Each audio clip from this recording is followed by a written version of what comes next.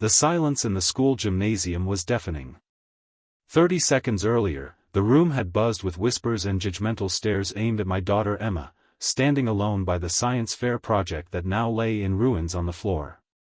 But when my voice cut through the noise, loud, clear, and trembling with emotion, every single person froze.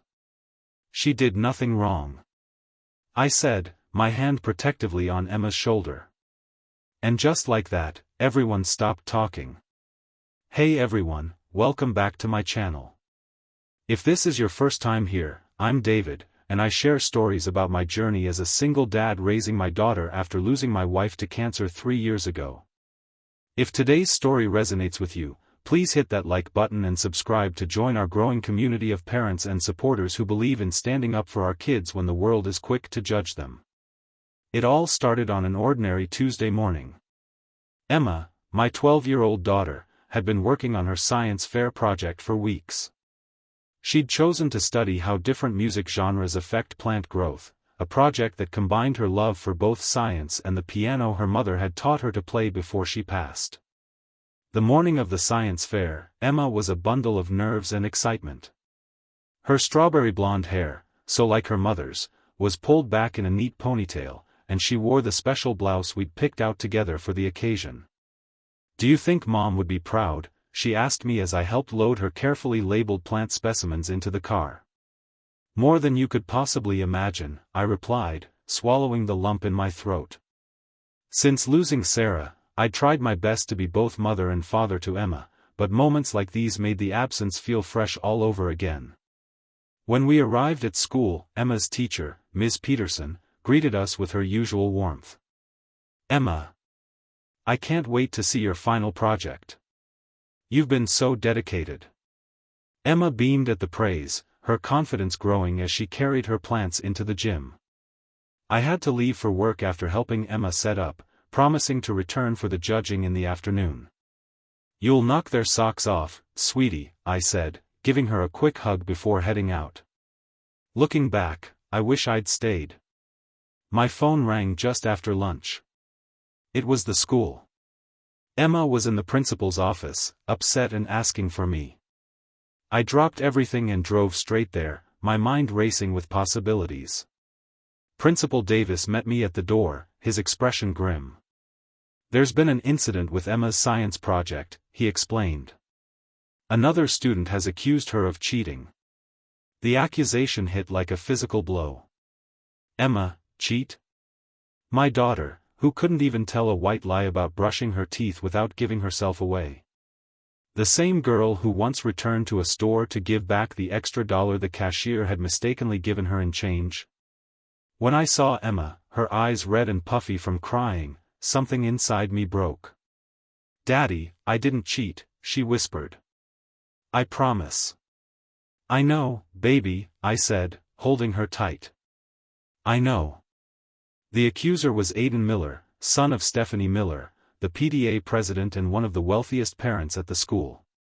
According to Aiden, he'd seen Emma taking notes from a university-level botany textbook and copying conclusions for her project. Principal Davis seemed reluctant to dismiss the accusation, given who had made it. "We take academic integrity very seriously," he told me. Perhaps Emma simply didn't understand that using advanced resources without citation constitutes. "She didn't cheat," I interrupted, feeling my temper rise. "Emma has been playing music to those plants for 6 weeks. I've watched her water them, measure them, and record their growth every single day.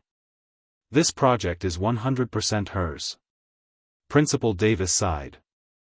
"Mr. Taylor, I understand your frustration, but we need to follow protocol. For now, Emma's project has been disqualified from the competition." Emma's face crumpled at those words. All those weeks of hard work, all those careful observations and detailed notes, gone. And for what? Because a boy from an influential family had pointed a finger? When we returned to the gymnasium, the science fair was in full swing. Parents, teachers, and students milled about, examining projects and chatting. But as we entered, conversations hushed. Word had spread quickly, as it always does in small communities. Emma clutched my hand, her face burning with shame. Ms. Peterson approached us, concern etched on her face. "Emma, I'm so sorry about this. For what it's worth, I know how hard you worked on your project." Emma nodded mutely, but I could see the hurt in her eyes.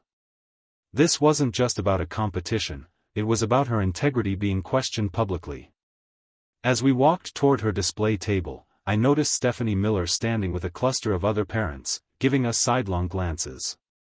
Her son, Aiden, was beside her, looking uncomfortable as she spoke animatedly to the group. "Just think it's important that all children understand there are consequences for cutting corners," I overheard her saying as we passed. "Academic dishonesty starts young, after all." Something inside me snapped. Not because of what she was implying about Emma's character, but because of the casual cruelty of saying it loud enough for my daughter to hear. I turned to face Mrs. Miller directly. "Excuse me," I said, my voice steadier than I felt. "I'd appreciate it if you wouldn't discuss my daughter's situation when you don't have all the facts." Stephanie's perfectly made-up face registered surprise, then irritation. "I'm simply expressing concern about maintaining standards, David." Aiden saw what he saw. What exactly did he see? "Because Emma has been working on this project at our kitchen table for weeks. The only advanced resource she used was her mother's old botany textbook from college, which I gave her because plants were Sarah's passion before she died. Emma didn't copy conclusions, she was inspired by her mother's notes in the margins." A small crowd had begun to gather now, drawn by the tension in our exchange. Emma stood frozen beside me, her face pale. "Well," Stephanie said, clearly flustered, Aiden said. "Your son," I interrupted, "has been upset with Emma since she got the lead in the school play over his girlfriend. Maybe you should ask him about that." Aiden's face flushed crimson.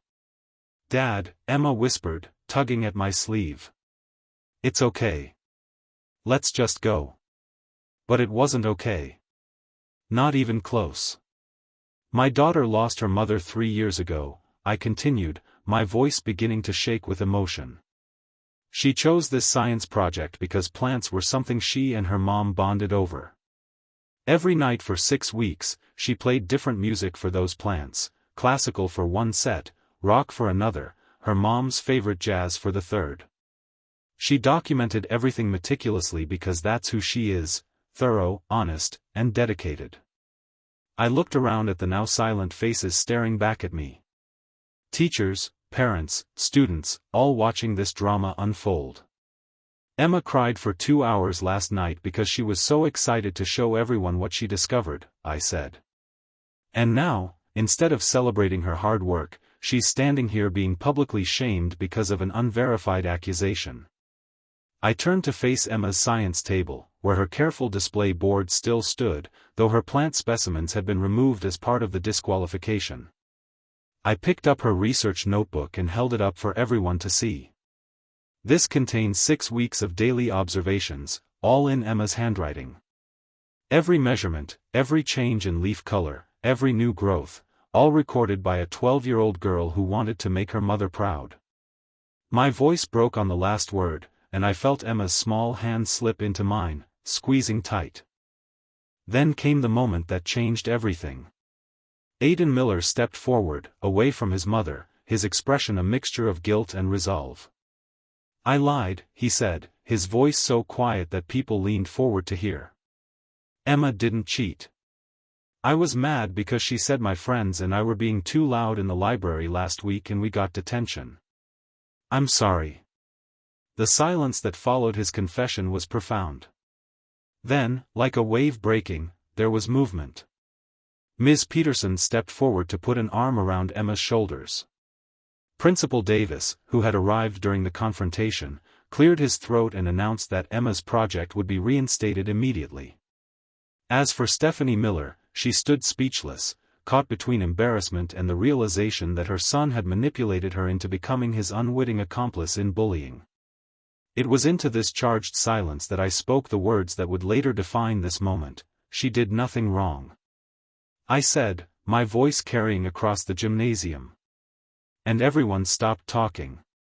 What followed was something I never expected. One by one, people began to applaud. Slowly at first, then building to a hearty round of support that wrapped around Emma like a protective embrace. Someone retrieved her plant specimens from the principal's office. Teachers and students gathered around to hear her explain her findings. That afternoon became a turning point for us.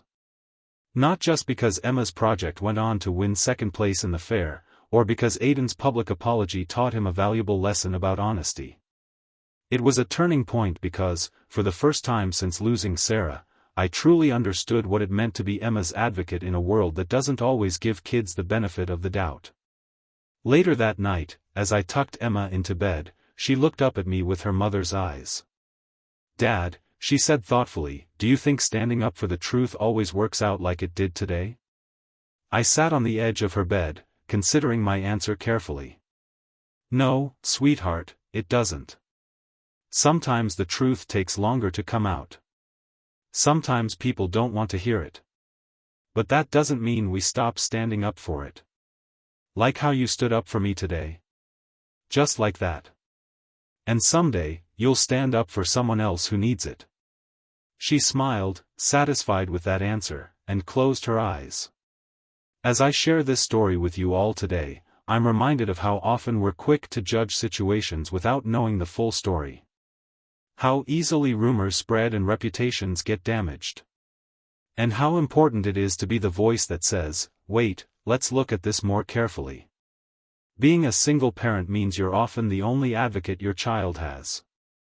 The only one who knows their heart, their struggles, their truths. It's not always easy to be that voice, especially when you're facing judgment yourself. But it's necessary. If there's one thing I've learned from raising Emma on my own these past 3 years, it's that our children need us to believe in them, especially when no one else does. They need us to stand beside them and say, with absolute conviction, "My child did nothing wrong." And sometimes, just sometimes, when we speak that truth loudly enough, everyone stops talking long enough to listen. Thank you for listening to our story today. If it touched your heart, please hit that like button and subscribe to join our community. Share in the comments a time when you stood up for someone who needed an advocate. I read every comment and would love to hear your experiences. Until next time, this is David, reminding you that being a parent isn't about being perfect, it's about being present when it matters most.